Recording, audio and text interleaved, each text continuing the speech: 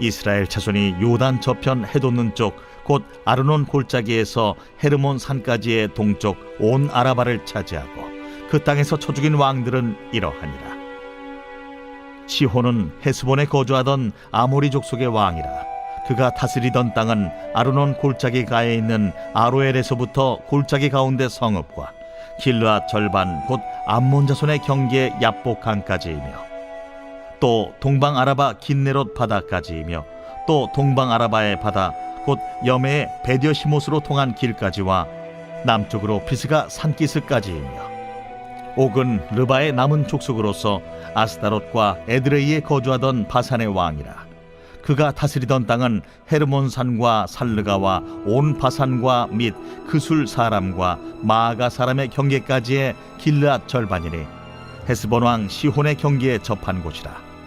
여호와의 종 모세와 이스라엘 자손이 그들을 치고 여호와의 종 모세가 그 땅을 르우벤 사람과 갓 사람과 므낫세 반 지파에게 기업으로 주었더라.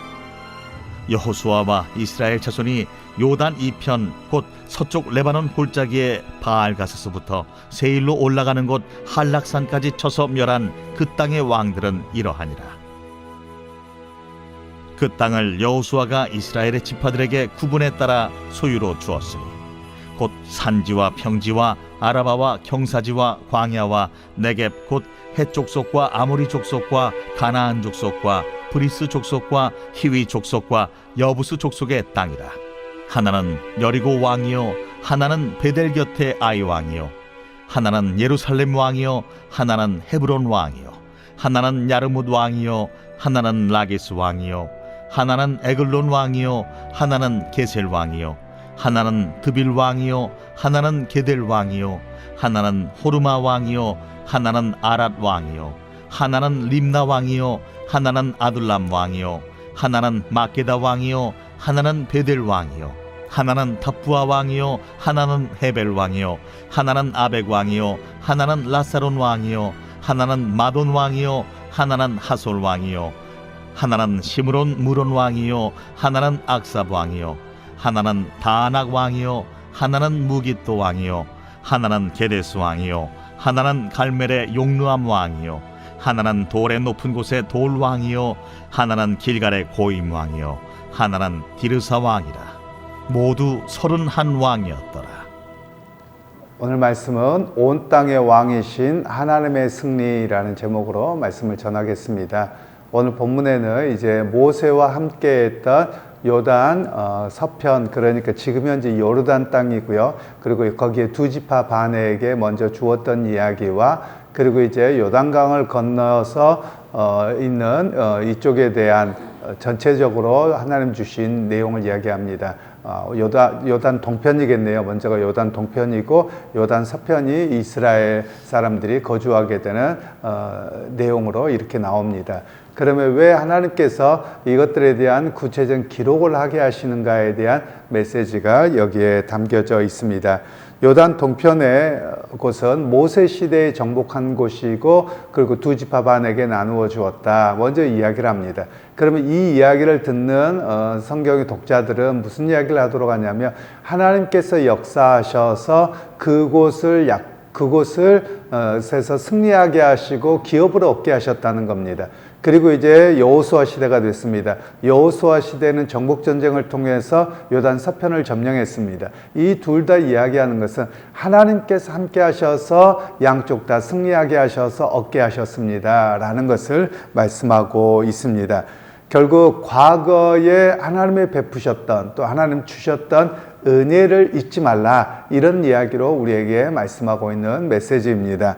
그리고 두 번째로는 모세의 때와 같이 여호수아 때도 동일하게 하나님이 역사하셨다는 겁니다. 그러면 동일하게 그때도 역사하셨고 여호수아 때도 역사하셨고 그런 하나님을 바라보고 의지하는 우리는 어때야 되느냐? 과거의 하나님이 아니라는 겁니다. 과거에 옛날에 그런 하나님이셨고 지금은 상관없는 하나님이 아니라 모세 때도 역사하셨고 여호수아 때도 역사하셨던 그 하나님이 우리의 하나님이셔서 우리에게도 동일하게 은혜를 베푸시고 승리를 주실 하나님을 바라보도록 하는 말씀이 오늘 본문의 이야기입니다. 우리가 신앙생활을 할 때 성경은 다 옛날 이야기입니다. 물론 미래적인 예언적인 요소가 있긴 합니다만 아주 미미한 것이고요. 대부분은 다 과거 이야기입니다. 그러면 하나님께서 왜 이 과거 이야기를 통해서 우리에게 어떤 메시지를 주기를 원하시냐면 그때 역사하셨던 하나님이 오늘 우리에게도 역사하실 거라는 겁니다. 제가 자주 말씀드린 것이 과거에 대한 기억을 잘해야 된다고 말씀을 자주 드리잖아요. 많은 사람들이 과거에 대한 기억을 고통스럽고 힘들었고 한스러운 것만 납니다. 이 사람들은 여러분 믿음도 성장하지 않고요. 전부 다 과거의 고통 속에서만 살아갑니다. 실제로 어떤 분들하고 이야기를 나누다 보면 잘 상담을 했어요. 그럼 지나간 것은 지나간 대로 냅두고 또 그때 은혜 베푸셨던 거 합시다. 그러는데 거기서 헤어나오지 못합니다. 여러분 그런 사람들은 신앙에 상당히 병이 많이 들어있는 사람들입니다. 오히려 우리가 과거를 뭘 묵상해야 되냐면 과거의 어려운 상황과 여러 가지 속에서도 함께 하셨던 그 하나님, 지금이 있게 하신 하나님을 기억하자는 겁니다. 그리고 지금이 있게 하신 그 하나님이 오늘과 앞으로의 삶 속에서도 함께 하실 것을 기대하는 것이 바른 신앙인의 모습이라고 이야기하는 겁니다. 그래서 과거에 베푸신 그 은혜의 하나님이 오늘도 은혜 베푸실 것입니다 라고 의지하고 살아가는 겁니다. 그렇게 살아가다가 또 시간이 지나서 뒤를 돌아보면 하나님 그때도 이렇게 지키셨군요 라고 우리가 고백해야 되지요.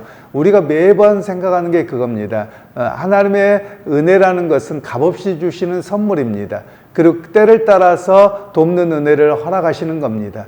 예를 들면 제가 TV를 보거나 이렇게 뉴스들을 보면서 가끔 그런 생각을 합니다. 중동 지방이나 아프리카 사람들은 게을러서 못 사느냐라는 겁니다. 그렇지 않거든요. 그들도 열심히 산다고 삽니다. 그런데 기회가 주어지지 않아요. 얼마나 안타깝습니까? 그리고 우리나라 같은 경우는 오히려 그 아프리카보다 과거에는 더 못 살았습니다. 세계에서 거의 꼴등이었습니다. 그런데도 불구하고 이렇게 잘 살게 되었던 게 무엇이냐? 우리가 열심히 노력한 것도 있지만 자원도 없습니다. 아프리카보다 훨씬 없거든요. 그런데도 이렇게 되돌아보면 하나님께서 때를 따라서 함께 하셨기에 이렇게 살게 된 것 아닌가 이렇게 고백하는 것이거든요. 그런데 우리는 앞날만 걱정합니다. 미래만 걱정합니다.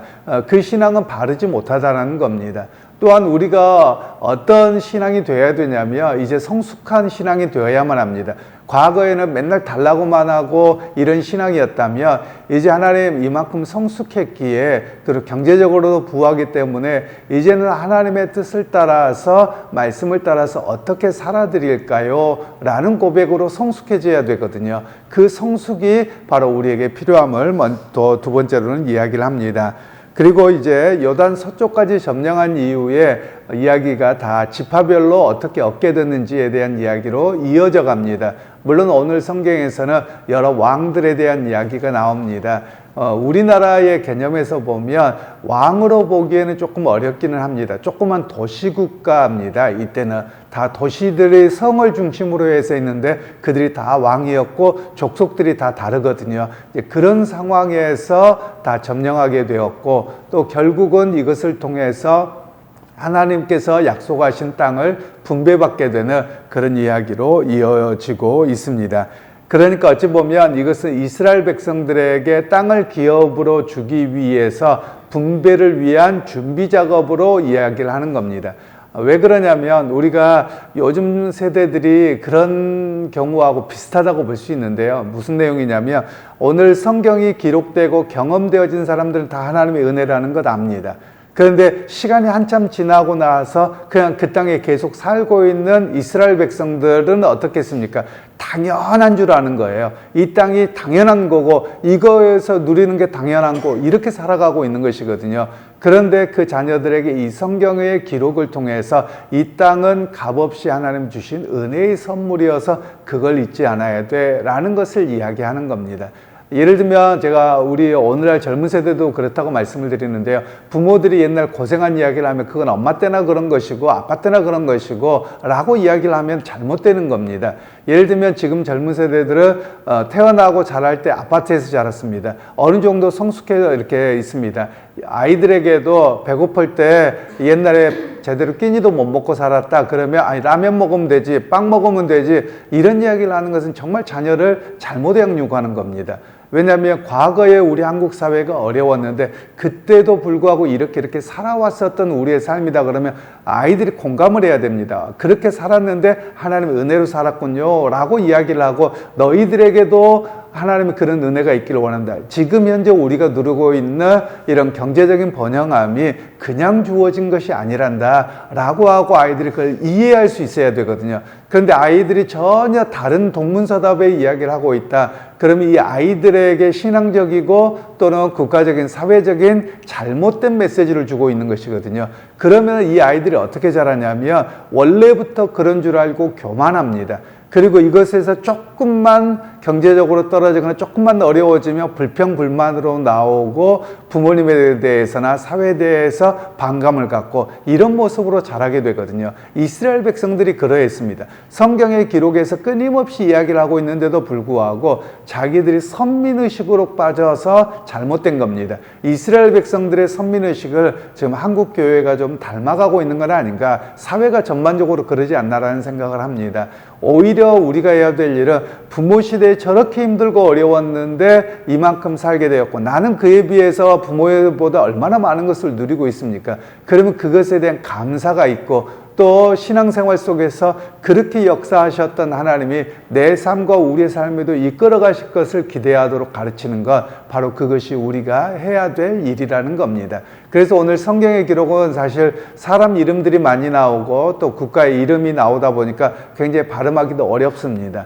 그런데 여기에서의 메시지는 왕 하나하나, 도시 하나하나 이게 중요한 것이 아니라 그 모든 과정을 지금 지파별로 나누어 삽니다. 어떤 사람은 라기스 지역에 삽니다. 어떤 사람은 헤스본 지역에 삽니다. 그러니까 당연한 줄 아는 겁니다. 그때 너희가 이곳을 얻어서 살아가는 게 당연한 게 아니라는 겁니다. 당연한 게 아니고 우리의 조상들이 믿음을 따라서 정복전쟁을 했는데 그 정복전쟁에서 누가 함께 하셨느냐? 여호와 하나님께서 함께 하셔서 우리에게 주신 것이다. 그래서 너희가 지금 이 누리고 있는 것이 하나님의 은혜와 조상들의 믿음을 걸어 믿음으로 순종했던 결과인 것을 너희가 잊지 않아야 된다. 이런 말씀을 들려주고 있는 겁니다. 오늘 우리에게도 마찬가지입니다. 자녀들에게 무엇을 들려주시겠습니까? 자녀들에게 비록 다 장성했다 할지라도 야 그냥 잘 먹고 잘 살아야 돼.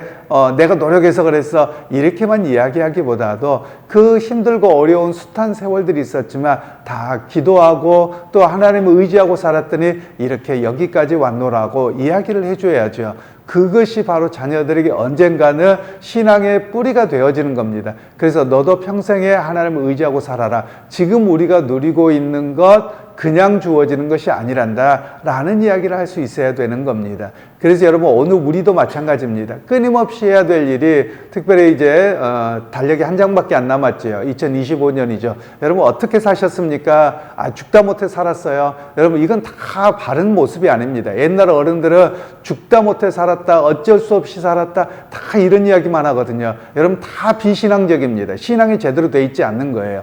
다 죽다 못해 살아가는 그 환경 속에서도 하나님이 함께 하셨습니다. 힘들고 어려웠지만 그래도 하나님 의지하고 살았더니 이렇게 살아왔다라는 이야기를 우리가 할 수 있어야 되거든요. 그게 바로 신앙의 성숙함입니다. 그래서 여러분 우리의 말과 행동이 자녀들에게 무엇을 주느냐가 그대로 담겨져 있는 겁니다. 그냥 자녀들에게 교회만 가라, 그냥 너 교회 열심히 다녀야 돼, 이게 신앙을 전수가는 게 아니에요. 물론 그것도 해야 되겠지만 더 중요한 것은 내 삶의 고백입니다. 평소의 고백입니다. 그러기 여러분 오늘 하루를 살아가실 때 지금까지 인도하신 하나님의 은혜, 또 그때도 힘들고 어려웠지만 때를 따라 돕는 은혜를 베푸셨던 그 하나님, 그 하나님이 어떻게 역사합니까? 때로는 어떤 사람을 통해서 내게 일거리를 주시기도 하고 직장을 주시기도 하고 때로는 모든 걸 다 잃어버린 것 같은데 또 다른 기회를 그때그때를 주셨고 그 모든 과정이 다 하나님의 역사였다라고 고백하는 것이 우리의 모습입니다. 왜 그럽니까? 이스라엘 백성들이 가나안 땅을 점령할 때 가만히 있어서 땅을 주신 게 아닙니다. 정복한 겁니다. 하나하나 다 싸운 겁니다. 전쟁한 겁니다. 그러면 이스라엘 백성들이 교만으로 빠질 때는 언제냐면 우리 군대가 강해서 우리가 전쟁해서 우리가 얻은 거야, 내가 얻은 거야, 이렇게 말하기가 쉬운 것이었거든요. 그런데 성경은 그렇지 않습니다. 그들은 정말 보잘것없는 민족이었고 무기 하나 없음에도 불구하고 하나님의 말씀을 따라 순종하고 갔더니 하나님께서 주셨습니다. 하나님께서 이런 은혜를 베푸셨습니다. 라는 고백이거든요. 우리 역시 마찬가지입니다. 내가 두드리고 찾고 열심히 살아가는 것은 내 몫입니다. 그렇게 두드리고 찾아가는 과정 속에서 뒤를 돌아보면서 두드릴 때 열어주셨고 또 때로는 어려운 길을 피할 길을 함께 하셨던 그 하나님을 우리가 고백해야만 하는 것이지요. 여러분, 그래서 오늘 또 그 하나님의 은혜, 살아오는 과정 속에서 역사하셨던 그 하나님의 은혜를 잊지 않고 또 앞으로의 삶 속에 또 우리 자녀들에게도 그런 하나님을 기억하고 또 살아갈 수 있도록 우리가 그런 고백과 또 믿음의 간증을 할 수 있는 그런 오늘 하루의 삶이 되시기를 주님의 이름으로 축원합니다. 하나님, 오늘 또 이스라엘 백성들의 정복 전쟁을 통해서 얻은 땅들의 이야기를 통해서 주신 메시지를 듣게 하셨습니다. 모든 과정 속에서 노력과 순종함이 있었지만 하나님이 은혜를 베푸셨기 때문에 얻는 것이었다고 말씀합니다. 하나님, 우리의 인생에서도 그 하나님을 고백하게 하시고 그 인생에서도 그때 역사하셨던 하나님이 앞으로의 삶 속에서도 함께 하실 것을 기대하고 살아갈 수 있는 믿음의 사람들이 다 되게 하옵소서. 예수님의 이름으로 기도하옵나이다. 아멘.